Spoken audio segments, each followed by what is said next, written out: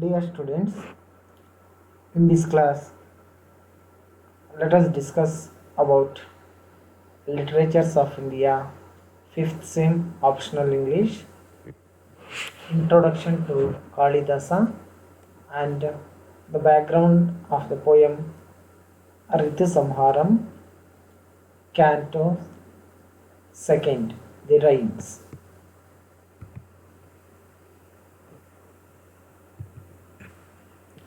So, in the introduction, we will discuss the background and development of Indian poetry and Kalidasa's contributions to Indian literature.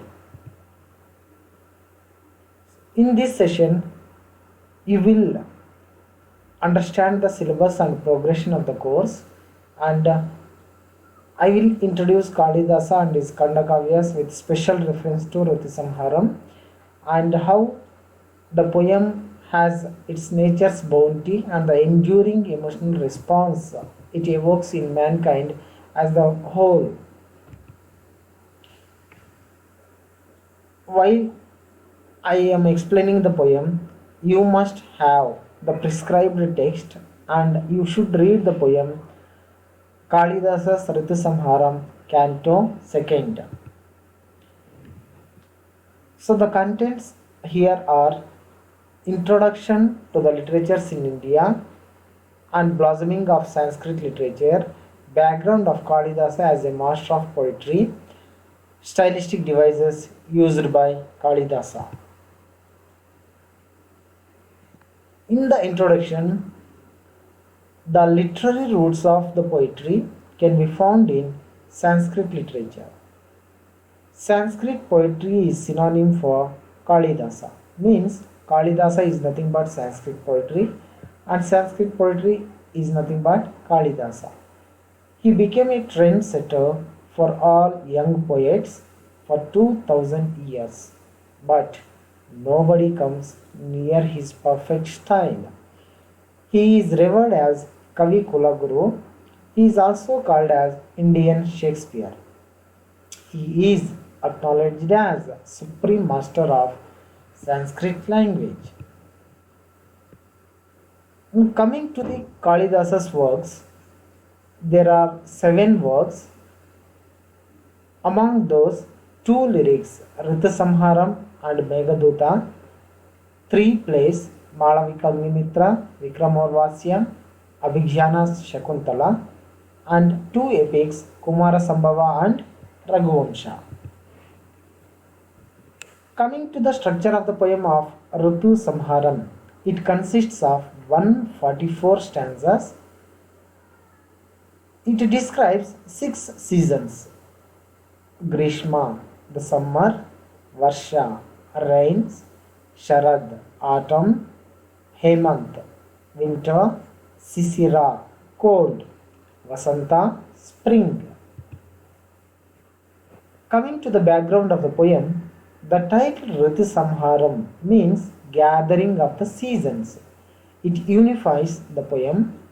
The new year begins with spring, but the poem begins with summer so as to end with spring, and auspicious means good.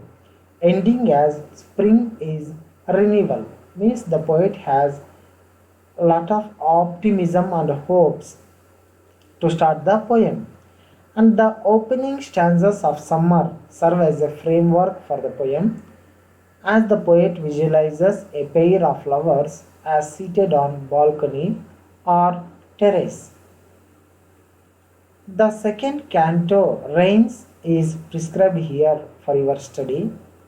Then the poem moves out of the small world to larger world outside. In stanza 1 and stanza 2, the poet describes in the first line itself that the clouds are compared to haughty tuskers, which is simile.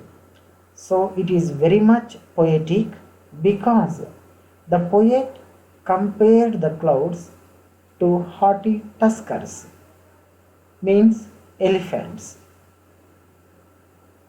The clouds come with lightning banners and drumbeats of thunderclaps and stood like a tower majesty which welcomes the lovers. The poet says it is a king, means the rainy season is a king and he loves it very much. In second stanza, the sky with clouds appear as lotus petals. Again, the clouds are compared to breasts of a woman with child. Again, he uses simile here to describe the clouds. In stanza 3 and 4, the poet says even the birds like katakas, means cuckoos, beg rains to quench their thirst because cuckoos only depend on the raindrops and they don't drink the water of tanks or rivers. And the clouds are hanging low with weight of loads of water and they advance slowly by pouring stream of water and sound of rain is sweet to the ear. And in stanza 4, poet uses many adjectives to describe thunderbolts, lightning and shooting showers. And all this reminds the men who went far to the work. These shooting showers reminds these men to meet their lovers. Okay students, I hope you have understood. You read once and you re-listen again if you don't understand, and you can ask me the doubts through WhatsApp. In the next session, we will discuss the remaining of the poem. Thank you.